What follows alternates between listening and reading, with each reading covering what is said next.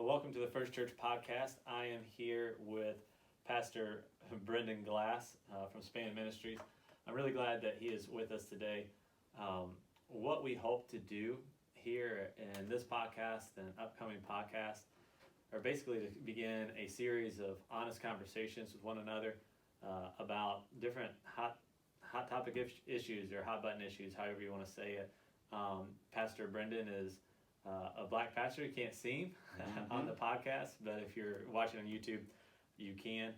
And we were going to talk about issues concerning race, justice, and some differences that we might see in the black and white church over the next several weeks. And what we hope this will be is an example that other people are able to model, maybe a place where people can come to learn, and where Pastor Glass and I can learn from each other as well and continue our friendship. My expectation for this conversation, and his too, is to make sure this is done in love, and recognize that we are brothers in Christ, and we plan to act that way, and we believe that people can moving forward with these conversations. So the great thing about it, and we're going to talk about this here in a second, is that we have a relationship with one another. I respect Pastor Glass. I know him. I know his heart, and I assume the best about him. I think a lot of these conversations that we have with each other and with people, we often assume the worst, even when we have times of disagreement or unsurety of what somebody might believe or think. And so we're just not going to do that. Reading 1 Corinthians 16:14 this morning, it says to make sure you do all things with love. And so that's what we are going to do in this conversation. And so you want to introduce yourself here? Yeah, sure. Well, thanks for all of the preliminaries, and I'm glad that you said how we are going to operate and flow in love intentionally. Like, we know that just because we're friends and we'll hang out, but we don't want people to think that we're faking it for the camera. Like, we can disagree and be okay. Like, that's just us. We'll disagree. We'll have different opinions on stuff, and we will go shoot guns afterwards. There you go. Because we're friends. And a lot of people don't understand that, because that's the problem with podcasts and all these type of broadcasts. All people see is a snippet of time, and they'll see the disagreement, or they'll see a misunderstanding, and they won't see, we'll talk through it later, or something like that. But I'm glad that you said that. That is very important for discussions and topics. But to answer your question, my name is Pastor Brydon Glass, man. I am the pastor of SPAN Ministries, literally right across the street from you guys. Been pastoring for 20 years. We just celebrated our 20th anniversary. I'm excited, man. I'm excited about what God is doing in these difficult times. It's hard to say that always, but in this moment, I'm excited about it. I'm excited about these conversations. Ever since, we started seeing the rise of awareness towards social justice issues, that is one of the benefits of it. It is calling Christians to say we need to stop acting like we shouldn't be concerned. And I appreciate that. So I've been doing a lot of lectures, talks, podcasts about all kinds of issues pertaining to racial justice. And I know that's not all we're talking about here. But man, I am currently working on my master's degree in Master of Arts degree in history and theology. So I'm a little tired right now. Yeah. Because I have not been to school in over 20 years. So, and these papers and all this reading, and then on top of that, sermons and all that other stuff, prepared and meeting with people. I'm tired, but I'm excited about this. I'm looking forward to this all day. Man, well, you're tired, and I just got done eating a Chipotle burrito, so if we fall asleep together, we'll know why. So one of the things that we're going to do, we're going to speak together as friends. I've had some people in my congregation say that they have had black friends or even white family members or friends that have stopped speaking to each other during these times. And we had the pandemic going on, so that's stressful enough, and then everything that has gone on since the death of George Floyd.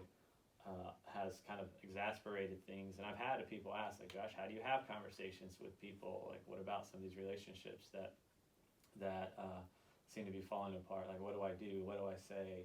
What should I believe about it all? And to be honest, I don't have all the answers to it all, and I think some of it's quite complex. But I do think we should be able to have conversations with people and try to figure it out with other people instead of just kind of jumping into whatever corner that we typically retreat to. So we're going to try not to do that over these conversations that we'll have coming up. But before we really get into maybe some of the stuff that people really want to hear us talk about, I think we should actually let people get to know us. Great idea. You know, get to know you, get to know me even a little bit as well. So we understand a little bit of people's backgrounds. I think that's important to know kind of where people are coming from, what experiences they may have had or haven't had in their life. We do interpret things often through that. That's not the only way we do, but I do think it plays into that. And I think if you're listening to this sort of thing too, you kind of want to know who you're listening to, and you want to humanize them a little bit. And so let's talk. I want to begin a little bit by reminding people or letting people know that this is not the first time that you and I have had conversations about social justice, racial issues, or anything like that. It's probably maybe we began at 5-6 years ago. Oh yeah. Well, I think when Kaepernick. Yeah. When that controversy first, that's when we had our first conversation about it. Yeah, and so we called it the crossover. We had 2 different events, 2 or 3. We had 3. We had 3 different events, kind of all kind of back to back to back. And the first event was when we got together. We took anonymous questions from our 2 congregations, and the way we did it is we had a kind of a potluck in our gym, and then we forced our congregation, my congregation, to mingle with your congregation. We didn't force them; we asked them to, right? Forced. Yeah, forced. Yeah. And so we did this big potluck in the gym, and everybody had to sit with people from the other congregation. And for the most part, it's fairly easy to tell who's from where, right? Oh yeah. Predominantly white congregation, or predominantly black congregation. Although I know you have Caucasian people in your congregation, and so it wasn't too hard to figure that out. So that's what we did the first time. Do you want to share what we did the second time? So the second time, that's when we had the Native American speaker, right? Was it the Native American, or is that when we did the role playing thing? The role playing. I can't. It's one of the. I thought the Native American speaker was there. It might have been. Yeah. I thought it was. Okay, yeah, you can talk about that if you remember. But yeah, we had a Native American speaker who was actually in the audience. Yeah. And he raised a question about, what is the church doing about, kind of the injustice towards the Native American population in our country. Yeah. And to be honest, we both didn't know how to answer that question. We got that question, we're like, yeah, that is a thing. There are other people? That is a thing. Yeah. And then I can't remember if it was you. Yeah, I think you actually talked to him afterwards and had a conversation, and I think he just really impressed you with all that he had. And yeah, we both agreed to have him come to your church, and our church came over, and your members came, and he really just blew our minds, just talking about the plight of the Native Americans and his story, and just the struggles of just his people, and how there's a need for the gospel amongst that population. So that was powerful, man. That was powerful. And after that one, I think, is when we did the role play. But I might be mixing it up, man. Yeah. I don't remember stuff like I used to. I don't know for sure now. I'm second guessing myself. I thought it was role play then him, but it might have been him then role play. I can't remember. That's not as big of a deal. It's actually what we did, the order. And so then we did. We went to your church, and we basically gave people like different scenarios to talk about, different issues to read, and then they would talk about them in mixed groups. And so again, we split people from my congregation up with people in your congregation, and then gave them difficult conversations to have. That was pretty cool. It was cool. It was very. It was very challenging too. Yes. I've heard some the conversations afterwards was very interesting. You know, certain things people would admit to, you know, in that group. But I think that one was probably the most impactful to the individuals. Yeah. I think the first one was really good because it kind of broke some tension that people might have within themselves, like the tension of I got these thoughts, have these ideas, and nobody's really addressing them, so let me just sit on them. And we said, no, you don't have to sit on them, just throw it out there. But the scenarios, man, we came up with some interesting good ones. Yeah. So that's the word I was looking for there, and I forgot scenarios. We gave them scenarios of different interactions that people might have, or historical realities that people have dealt with and stuff, and have conversations about those. And I wonder how that would go over today. Like, social distance conversations about that would be, I think, and that was our least attended event because it was the most difficult one for everybody. Yeah, it's very difficult, and I think it's okay when we're talking about an environment let's come together and kumbaya a little bit, but when we get into, all right, we really are trying to change you potentially, or you know, kind of transform some thoughts. Not everybody's gonna show up to that one. That was every time. You know, I've done this with other churches where first one, kumbaya, potluck, questions, very surface, boom, big attendance. The next one, where we're like, let's go a little bit deeper. That one for both black and white. A lot of times, you won't see the same reaction or response to the first one. Yeah, no, the first event, it was full. I mean, our gym was full. It was from wall to wall. We have it's a full size gym plus a little bit, you know, and then it got a little less each time, and then it was well attended, but it wasn't like the gym event. You know, people knew that they were gonna, and it's hard to have conversations, especially with people you don't know real well, but kind of just know, and so those are some of the things we've done together, I guess, as a church. Some of our members have gone to your worship nights that you have occasionally. I know our treasurer has taught classes at your congregation, and has helped your treasurer out as well. And also, I believe, has people over from your congregation has been doing different gardening, like with them and stuff like that. Scott. Scott. He's adopted a couple of our members to do his little garden harvest project. He loves it. I mean, but he's been really helpful. A lot of people just getting their finances in order. You know, and he's been a mentor to our treasurer as well. So that has been a great relationship.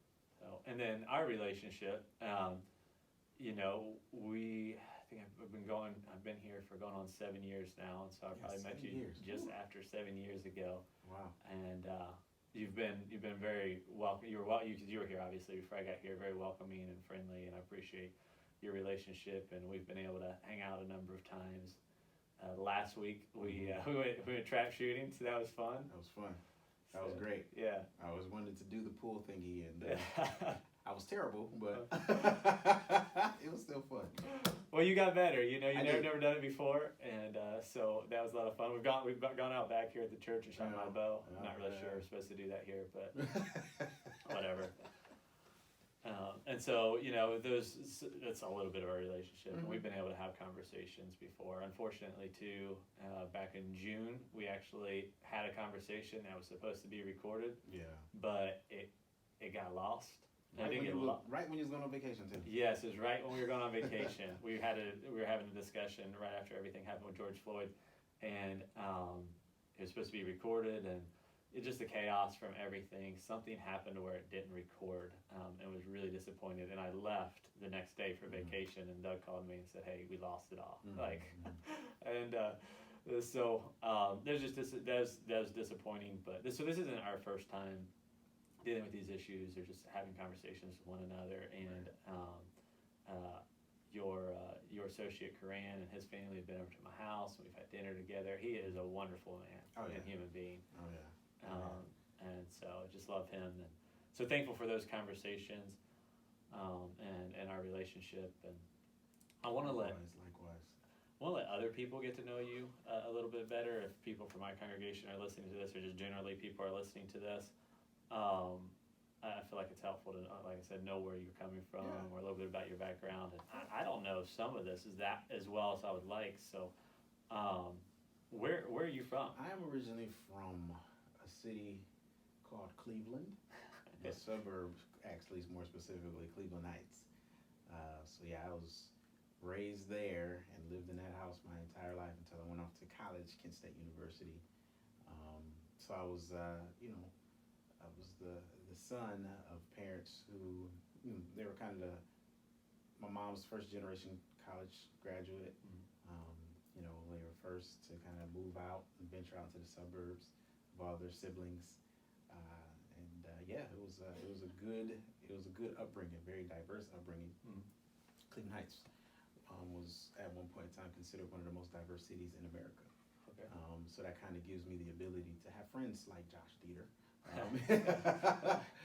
because I've had friends like Josh Dieter my entire life. That was my upbringing. Christian home, Baptist tradition. My great uncle actually started the church that I was raised in. Interesting fact about my great uncle, he was actually an associate of Martin Luther King. Oh, wow. Yeah. Huh. I got a picture. Don't let me forget. I'll show you a picture of my uncle and Martin Luther King. Yeah, my uncle was actually one of the voices in Cleveland. He was like probably considered one of the leaders in Cleveland at that point in time in the 60s. Okay. For civil rights. What's his name? Hinson German. Okay. So it wasn't known nationally, and that's the thing. A lot of the people did a lot of the groundwork for civil rights, and they did not have names. But he was an associate of like all the people who were names, like Fred Shuttlesworth, Martin Luther King, Ralph Abernathy. Like he knew all of them personally. Yeah, all those guys. I have those guys from Birmingham, Alabama. There. Yeah. Oh, yeah. One of those down there. So I was raised in that church, and that tradition, and gave my life to the Lord at 8. I was that Christian where it was just kind of like I was a cultural Christian. I believed, I believed that the Lord began dealing with me then, but I really did not have that understanding. I did not really have that understanding of the gospel. I just knew I love Jesus and I love God, and I can't get to heaven without him. But it was in college, when I really got an understanding and a grasp of the gospel. That's when it became mine. That was about 18, and that's when I really just began to see God for how he wanted me to see him at that point in time. And that's when the relationship really began to develop and grow forward. Not really, my early 20s. Early 20s. I guess I shouldn't say too early because I started church 22, so 19, 18. That's pretty young, yes. Church, yeah. So I've been doing this for a little while, man. So good. Because you're from Cincinnati. So I'm from southwest of Dayton, north of Cincinnati there. Okay. So when I'm watching the Browns-Bengals game last night, I'm rooting for the Bengals. Y'all got a good quarterback. I think he's going to be good. I think he's going to be better than our quarterback. I hope so. The Bengals defense is pretty bad though. The Browns' defense. The Browns at least they have a defensive line. I think the defensive line. Their defensive line is going to be good. I think the defensive line's pretty good, but they're. I don't know about the rest of the team. We will literally talk about football for this entire time. Yeah. So I'm from Germantown, Ohio, southwest of Dayton, in between like basically Miamisburg and Middletown. Not a diverse area. I didn't go to school with very many black people at all. Graduated and had a few friends that were black, but not like in my inner circle or whatever.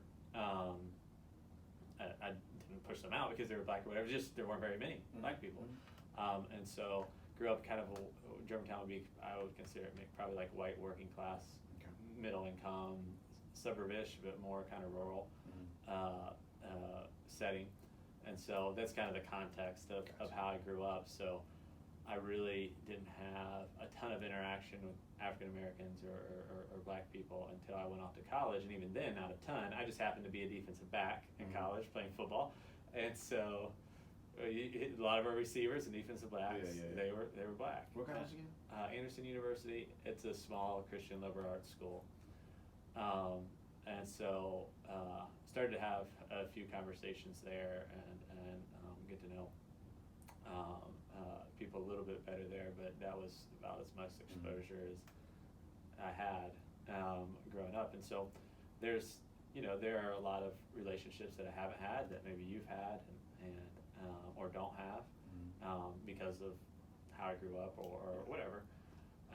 But that's a little bit of my background concerning my interaction with people of a different skin tone of me. I became a Christian in middle school. My parents were not attending church on a regular basis. They would take us occasionally, Christmas, Easter, that sort of thing. Maybe in different times in their lives where they really felt like they needed to go to church. Sure.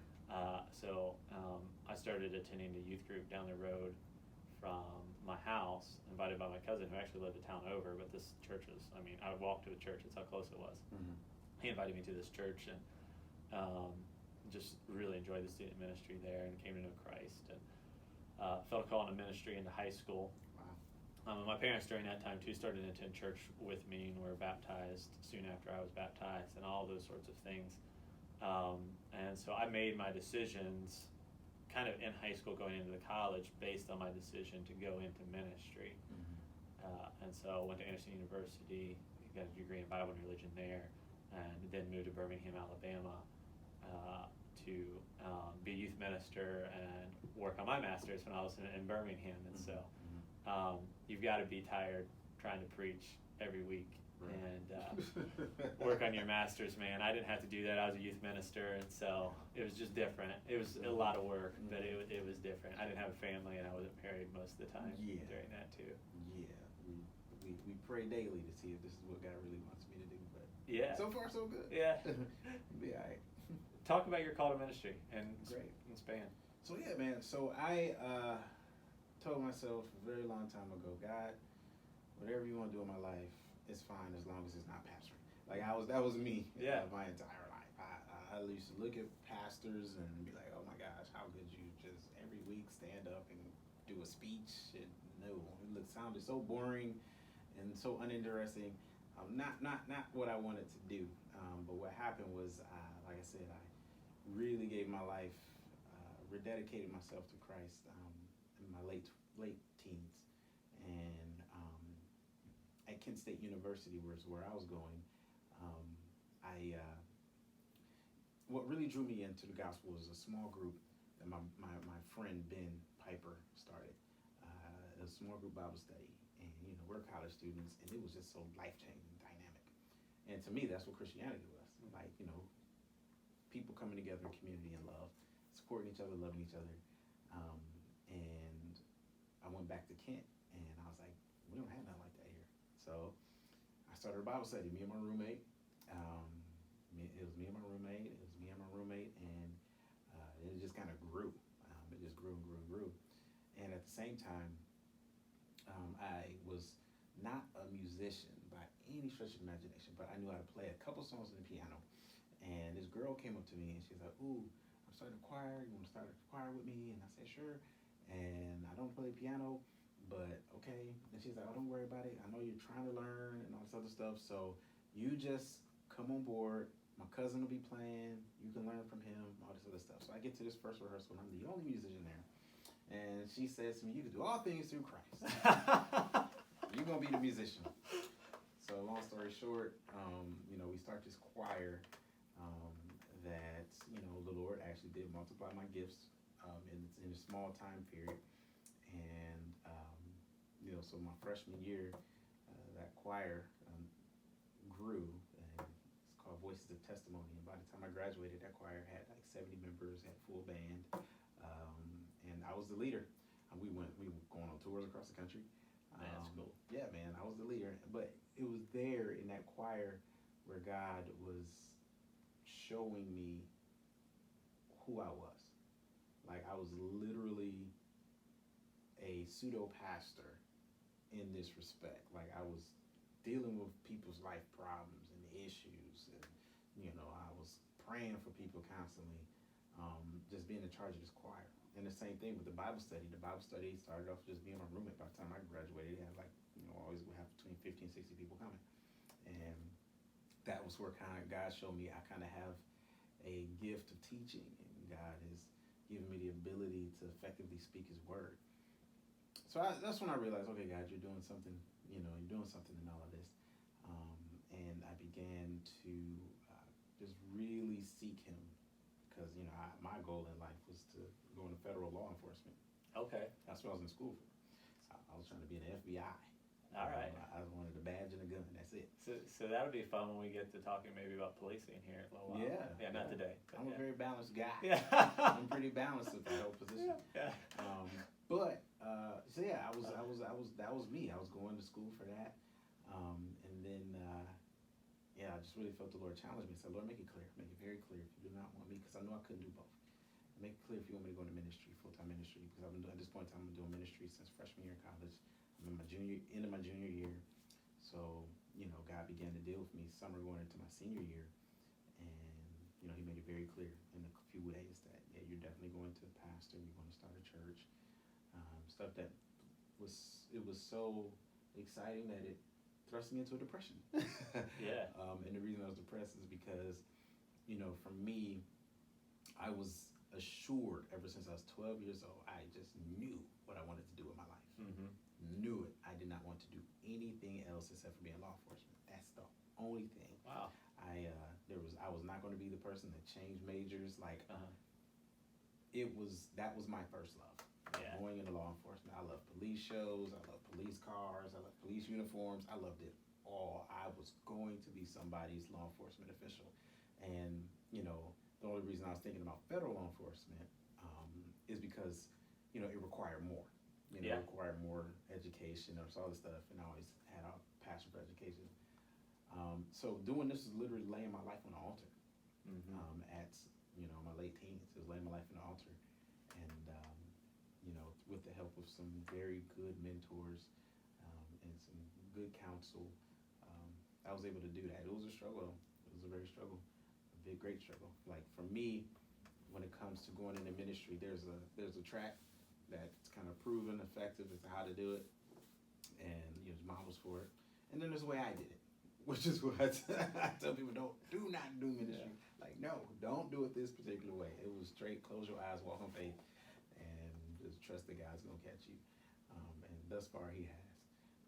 Over and over again. But that's kind of how I got into ministry, man. So we started the church right after I graduated.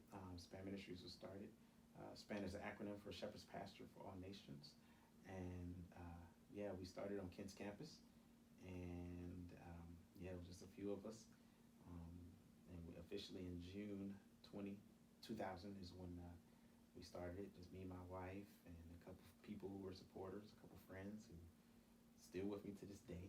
And we went from dorms to lounges to one day we couldn't get into the lounge, so we had church on the steps once, and it was just a couple college students who trusted me and wanted to hear me preach. And then we got a building in downtown Kent, which was a house. And then from there, we outgrew that. We ended up in the building right across the street from your location. Yeah. A factory. Yeah. It was a factory that was donated to us just for use. Mm-hmm. We didn't own it, but it was donated to us just for use of the church. We transitioned it to a church building, and about 10 years ago, we actually purchased it, so it is ours now. Yep. So, in a brief explanation, that's who I am and how I got into ministry. Yeah, just remind people too. I don't know who all listens to this, but you are almost exactly right across the street. You just kind of cut a corner a little bit from us. So this for us is literally an exercise of loving your neighbor. And so that's a good thing. And God has a sense of humor in your calling, man. In general, I think I don't know if anybody really grows up wanting to be a pastor or even thinking about it unless maybe they were a pastor's son or related to one or whatever. I mean, it's nothing that I even ever had really thought about. Right. You know, I guess, you know, I was called to ministry at a fairly young age in high school or whatever, but I wanted to either be a sports medicine doctor, because I spent a lot of time as an athlete in ortho. Surgeries and everything, but so I thought that was interesting, or a history teacher. But so when I went to college, my 3 roommates are all now doctors. I was the only one that I lived with. I'm the only one who lived with those 3 that are not a doctor. That is not a doctor. So yeah, God's got a sense of humor, that's for sure. I probably wouldn't have made it through med school anyway, so it worked out. Yeah. So 20 years, that's a feat. That's awesome, because you're still fairly young, and you started the church at a young age. I know ministry is hard. What keeps you in ministry? Oh, that's a good question. What keeps me in ministry is my love for God, and I'm using my words carefully, because people could hear this wrong. A reverential fear. I've always had for God, like a reverential fear, like out of reverence for you, this is what you want me to do. Obedience is better than sacrifice, so let me just be obedient, because I don't want to know what it is like to live outside of that obedience. I say that because, like I said, it's not something, pastoring is not something I ever wanted to do. And I have my moments where it's like, oh my gosh, there's nothing I'd rather be doing in the world. But I also have my moments where it's like, yeah, this is still not something that I would have given, ever would have wanted to do myself. But it's a calling. And that's, it's a difference that a lot of people don't understand is, there's the pastor career and there's the pastor calling. And like you're saying, you're rare that you see people who say, well, I want this. But they're out there, seminary is full of them. Yeah. I went to school with a young man, his dad pastored a really large church, and just through conversations with him, discovered he was going to seminary so he could take his dad's church over. And reality, like, he really didn't want to be a pastor. It was just what he was doing because it was expected of him. And unfortunately, he was asked to leave on just immoral grounds. Like, I mean, he just had a failing. His heart wasn't in it. I mean, you knew it, like when you were in class with him and all those sorts of things. But yeah. I mean, and like for me, this is a calling, and I've always taken that very serious. Like, this is my calling, and God has blessed me and honored me because of that, and I cannot forsake that. Because that's one thing. That's the main thing. The other thing is fruit. Fruit is, kingdom fruit is addictive in a good way. We're supposed to be satisfied by the blessing of harvest that comes in the kingdom of God. And once you get a taste of that effectiveness in the kingdom, it's like, okay, this is life, more so than anything else. Like seeing, like going into a hospital and bringing the presence of God in with you in a circumstance where people are feeling hopeless, and your presence literally shifts the atmosphere. Yeah. Not me, but the presence, just the presence of God I bring in there. See, that type of stuff, you can't get anywhere. Yeah. Like, I can't get anywhere else because this is my calling. Being able to bless people who are in a dark place, being able to disciple people and look at where they were and track and see where they are right now. See, that type of stuff, you're not going to find that anywhere else. And I believe a lot of times the pastors, they when they do fizzle out, burn out, and all this other stuff, is because those things, those kingdom fruit things, become the minors, and the other stuff, the organizational stuff, becomes the major. Yeah. And they denomination, and I'm guilty of that. Like, I can speak to that very well, Josh, because I am guilty of that, where I'm in a season where it's all about growth, expansion, programs, budgets, all this other stuff, and I look up and I'm like, man, when is the last time I really went to a hospital? Yeah. And when's the last time I really shepherded? And I sit here now convicted that there are times where I kind of lose sight of what really is fruitful. Yeah. It's easier to measure the organizational stuff a lot of times. Ministry can be very difficult because you're dealing with people, and it's hard. Sometimes it's hard to see the fruit, and it takes a long time too to grow fruit. Sometimes it's like, and there are seasons when it's just dead. It feels like it's not there, it's not growing. Right, exactly. Which makes it has its challenges. But yeah, there's nothing sweeter though when you see people get it and they're on fire for the Lord, or that they are making decisions where the Lord is guiding them, or when they come up to you and say, hey, thank you, Pastor, for that. Yeah. Thank you for coming. Thank you for that word. Thank you for your visit. Thank you for your counsel. Whatever it might be. Thank you for your prayers. There's not a whole lot better than that. Yeah. Right now I do think a lot of pastors are struggling because they're not seeing people face to face, and people are,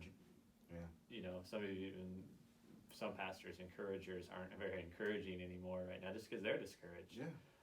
So I know it's a difficult time, and I'm glad you're celebrating 20 years, brother. So congratulations. Well, thank you. Well, let me ask you a question. Yeah. How have your 7 years been? It's been good. Be mindful your church is listening. Yeah, I know. Yeah. It's been good. When I wasn't 22 when I started. I was 28 when I started here at our congregation, and I would consider our congregation in this region. It's one of the flagship congregations in our region, which means it has a lot of tradition. Is what I mean by that. And so our movement that we're a part of, the Church of God, isn't real old in comparison to other denominations. We call ourselves a movement, not a denomination. Like we're not a denomination, but we kind of function like one. Well, and so we've had some back in during the World War II area, and before that, we were one of the larger Church of God churches in the country. And the editor of basically the magazine, the Gospel Trumpet, which was the magazine that kind of pushed forward who we are as a church, as a movement, and so forth, actually pastored this church. And I think it was 5 or 6 churches ended up planting out of this church. Not here in Tallmadge. This is another this is where basically the core group left from McKinley Avenue in the Akron area. But most of the Church of God churches that are affiliated with Anderson, Indiana, came from that congregation, which there are about 5 or 6 in the area. And so there's a lot of tradition in this congregation, which was both good and bad, and some which I didn't really expect. The good part of it is that, man, the people who are committed to the Lord are so faithful. And even where you have disagreements, they're generally loving and respectful, and are committed to doing God's church and want to help people too. Like, people will serve here.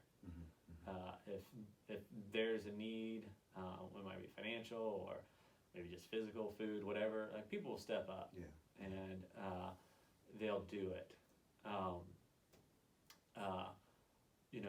I've kind of pushed to change really a lot of just some aesthetic stuff more than anything, which some people don't see when they've been somewhere for a really long period of time. Fresh eyes. Yeah, but those things are still hard to do.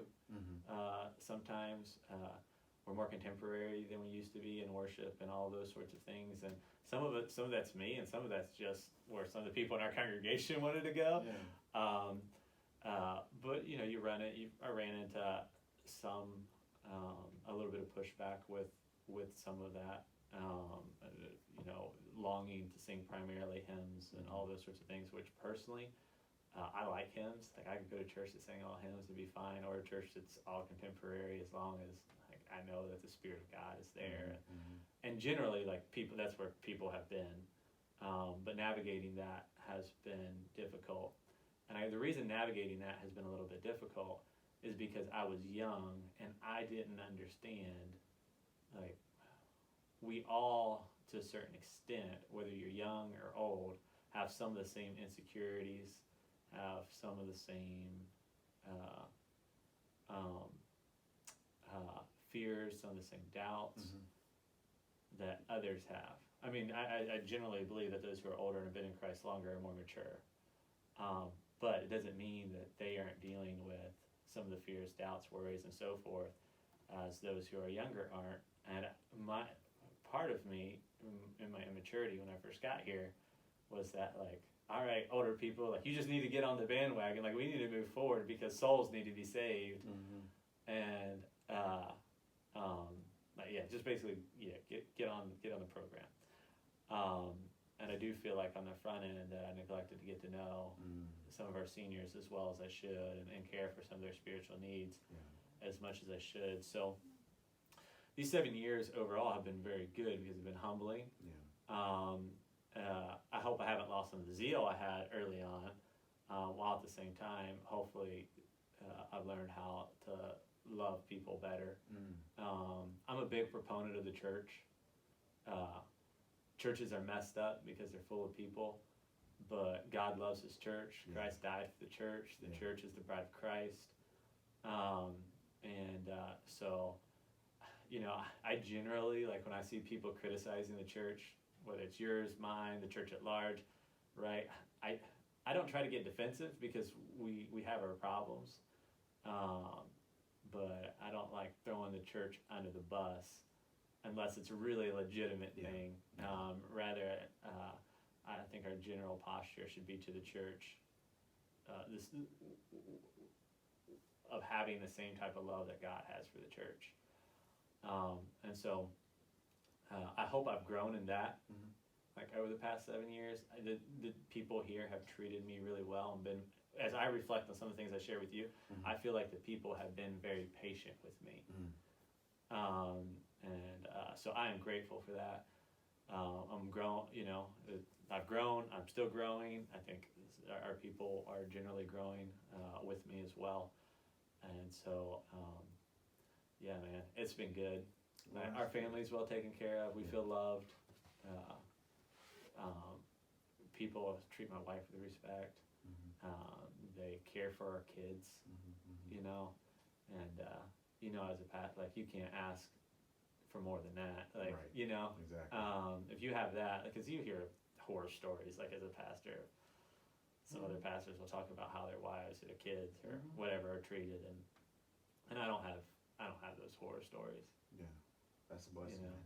That's a blessing, especially for someone who's, someone who is the replacement pastor. Coming in, or an interim pastor, or a new hire pastor, or new pastor. I will say that I've been blessed to see how smooth it's been going for you. Like just watching it, I'm like, people love you. And that's a blessing, man, to have that. And that's one thing that it seemed like ever since I first interacted and saw your church interact with you, because I've been here for 20 years, so I've been here 13. We've been interacting with the church before you were. Yeah, that's true. But it's just a blessing to see how well they did embrace you and love on you, man. So.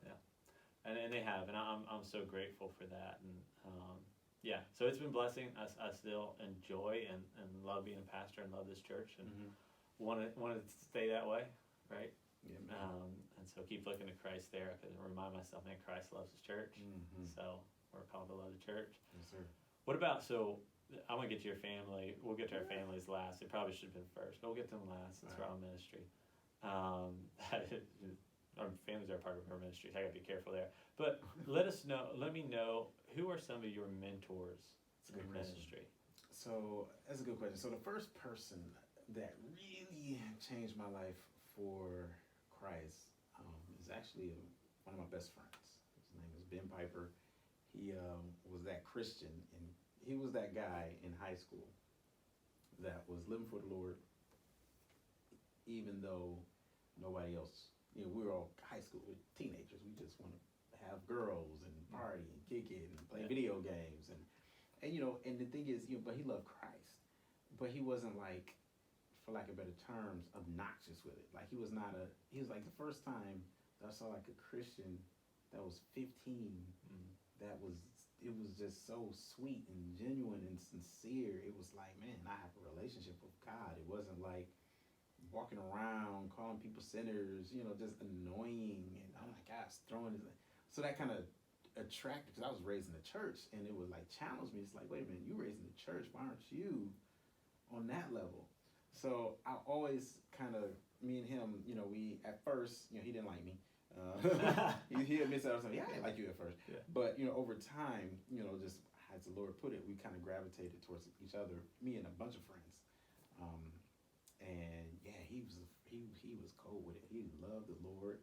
He could break down scriptures in high school, and he was having these Bible studies, and I would go to him, and yeah, he was the first person to say, hey, I want you to teach a Bible study.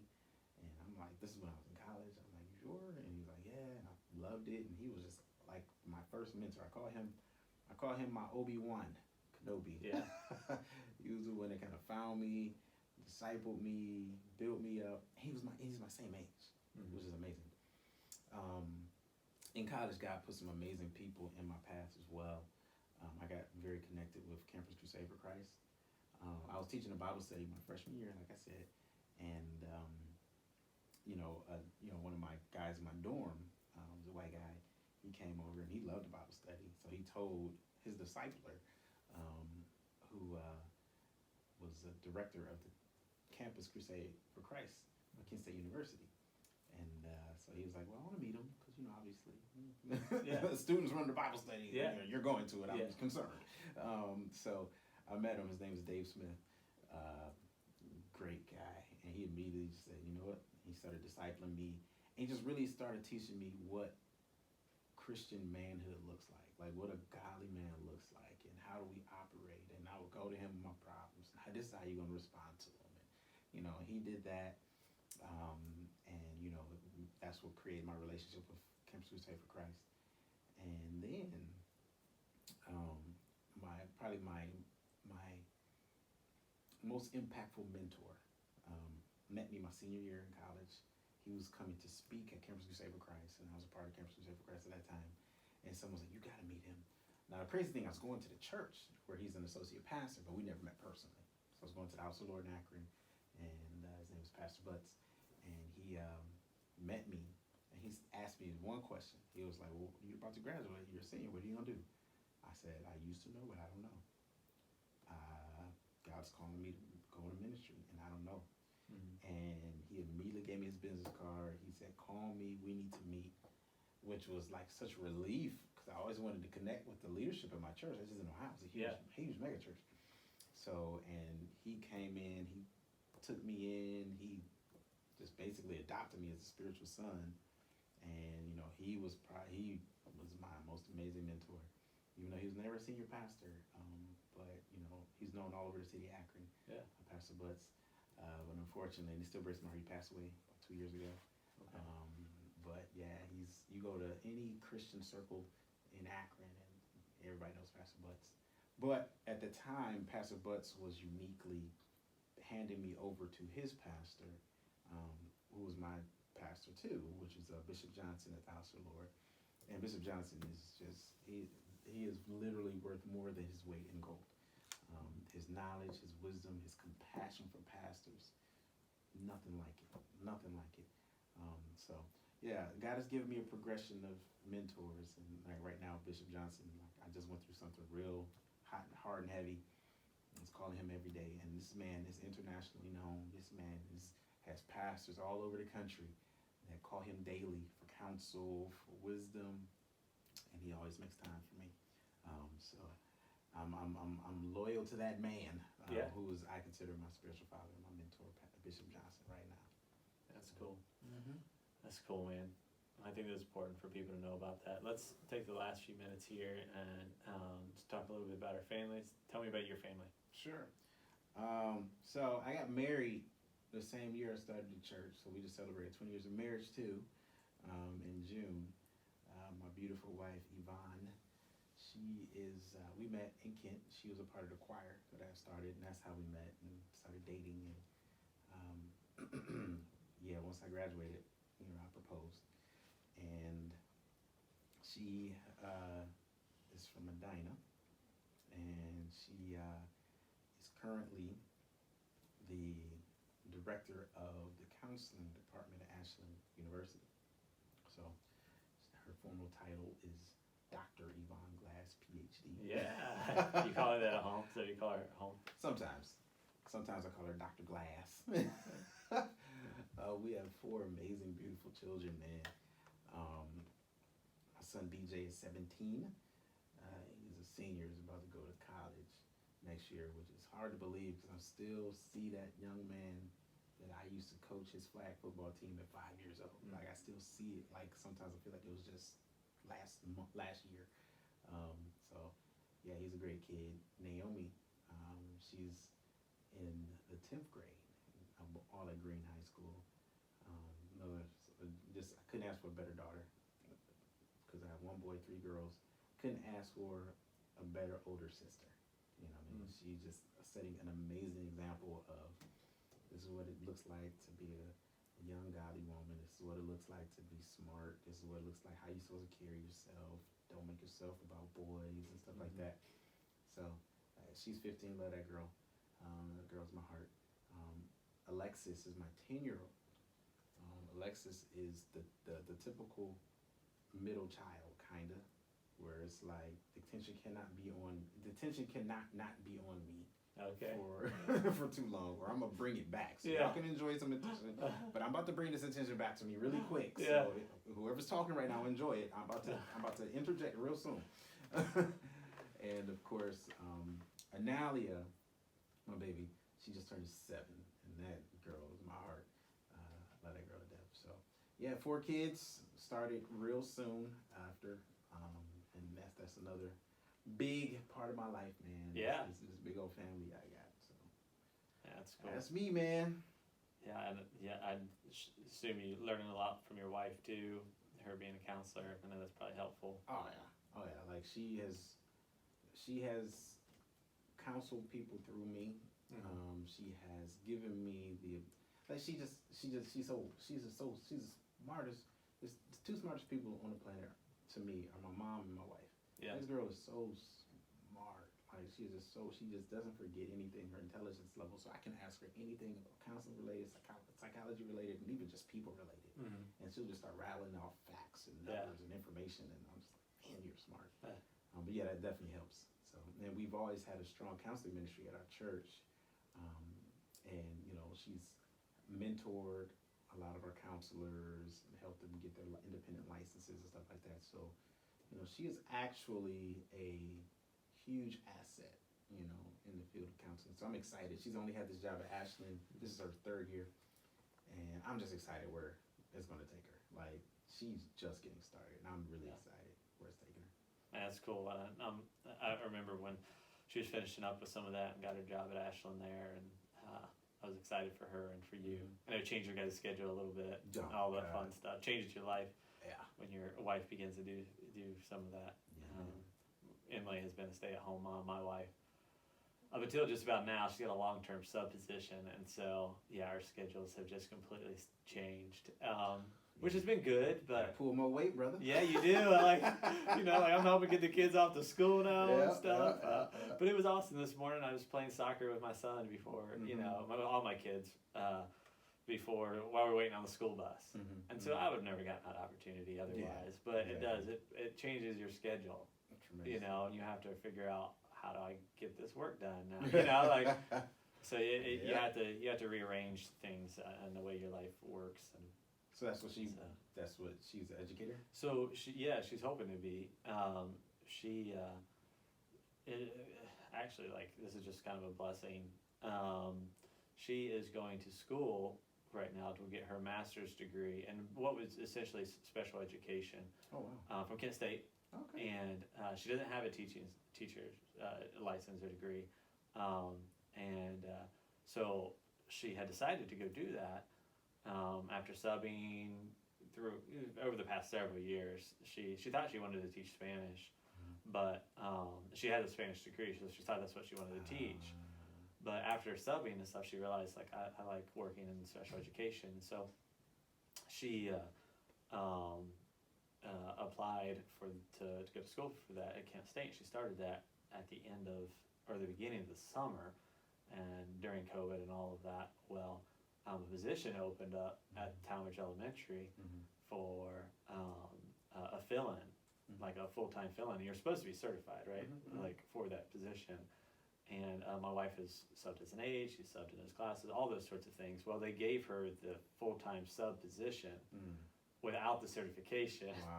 Wow. So she's going to school full-time to learn how to do it, and she's doing it as well. And just hearing her story, it sounds like she's really enjoying it. I think she's pretty good at it. Yeah. And so it's been a blessing. It's helped us out a little bit financially, obviously, as well, and just given her the experience that she's been after. And it's actually made working and going to school full-time is a lot, but it's made some of her classes, I think, a little easier because like she's doing it.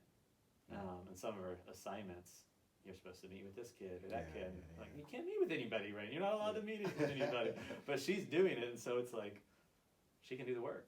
Wow. And she's got other students in her class like asking if they could do things with our kids or you know, ask her for advice. So it's worked out pretty good, and it's been a blessing, and so very thankful for that. So yeah, my wife Emily, we have been married now for 9 years. Okay.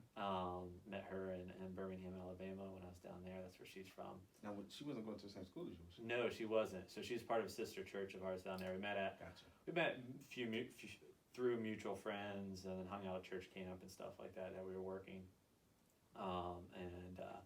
Yeah, dated for 6 months, got engaged, and got married. So I didn't know it was that fast. Yeah, yeah. Well, you already knew her though. Yeah, kind of, not really. No, man. Oh, wow. Yeah, this story's for another time. But yeah, it's an interesting story. I won't keep, but yeah, people generally like the story. Did that, and then so we were married, lived for a year, lived in Birmingham. She got pregnant and then moved up here. And now we have 3 kids. A boy named Judah. He's 6, and so he'll be 7 in February. And he's a lot of fun. He's goofball as Pokemon. I know nothing about Pokemon. So that's a whole other world new world for me. And then my daughter Evelyn, who is 4. And so you've got 3 daughters, man. That's crazy. And so yeah, I'm scared to death of girls. Like, really? Well, I grew up with all boys. I grew up with 2 brothers, and then like even in high school, I dated girls and all those sorts of things, obviously, or maybe not obviously, but I had girlfriends or whatever. But I liked hanging out with my guy friends. Like, you know, that's what I like, doing guy things. Yeah. Hence like us going shooting and stuff like that. Like that's what I like doing. Like, you know, I grew up hunting, fishing. Like those are things I like doing. And then growing up in a household with all boys and my mom, I felt bad for my mom, and like I'm just scared of girls. Like my wife has 2 brothers. I think that's why she puts up with me, because she didn't have any sisters. Gotcha. Like, and so she has put up with some of my insensitivity and lack of knowledge of how to care for a female. So I'm trying to learn still with my daughter and my wife. I've got something I've been doing. Every time I buy my wife flowers, I buy Evelyn flowers. She loves flowers, so that's kind of cool. So trying to figure that out, but so learning little things like that. And then I have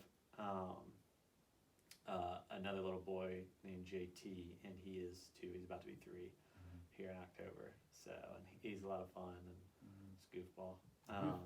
And so, yeah, I'm trying to, you know, I hear somebody like you say, man, like my son's a senior, about to graduate. So trying to enjoy it as much as I can, because everybody says it goes fast, and you don't really realize it when you're in the midst of it. And yours are back to back to back. So. Yeah. So it's gonna be. Yeah. At least mine is, there's a 10 years gap. Yeah. I'm gonna be doing this for a while. Yeah. But yeah, yours are back to back. So yeah, before you know it, it's gonna be like, wow, 1 graduation, 2 graduation, 3 graduation. Yes. So. Yeah, so just love my family and very thankful for them, so trying to be a good husband and dad like the rest, like everybody else, trying to figure out how to do that. Well, man, I wanted this to be primarily kind of a get to know you, that way if people are going to listen to these conversations, you see, hey, we're real people. Yeah. I don't claim to know have opinions about some of the things we're going to talk about. I have questions about some of the things we're going to talk about. Trying to learn about some of the things that we're going to talk about in the future. But I wanted people to be able to hear about who we were, and then know going forward, like, our plan is really just kind of have organic conversations, and have some fun with it, while also, I'm sure, challenge one another a little bit. And like I said, right, we're going to keep love first, mutual respect, and just let people see that we can have conversations that may get a little tricky at different times, and still care for one another, and show Christian brotherhood and love. So I hope anybody who stuck around to hear a little bit about Bryndon's story or my story is informed a little bit about us, and will enjoy what we're going to do moving forward. Do you have anything you want to say? Man, I appreciate it. I'm excited about these few conversations that we're going to have, man. I'm really excited about it. So next Friday, can't get here fast. Maybe to give you a tease, here's some things we're thinking about talking about in the future. The differences between the black and white church, maybe get into some theology there. At some point, we'll probably talk about Black Lives Matters, BLM. Maybe we'll get into a little bit of politics, policing, and maybe personal responsibility. I know you may have some other topics you want to talk about too that we may bump up or down or whatever. I'm not sure what order we're going to go in, but so we'll do a number of podcasts on those issues. Oh, man, this is going to be great. All right, awesome. Well, thank you for listening.